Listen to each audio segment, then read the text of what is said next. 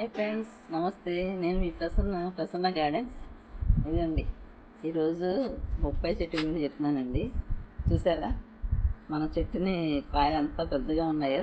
నాటు బొప్పాయి అండి. అవి గింజలు మార్పుండి వేసి అవి వచ్చాక వేసామాట ఇక్కడ.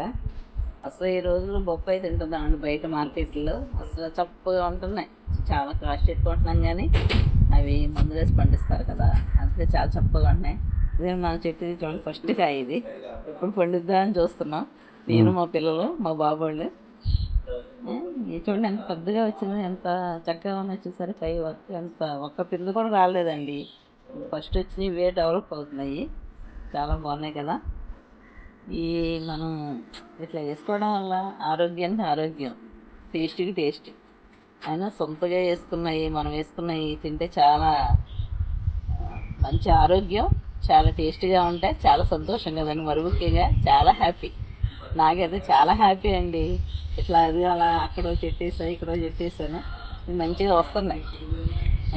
అలాగే అందరూ, మీరు కూడా అందరూ వేసుకుని పండించుకోవాలి. ఓకే, మళ్ళీ ఈ పండిన తర్వాత మీకు వీడియో తీసి చూపిస్తాను. Okay, thank you, bye.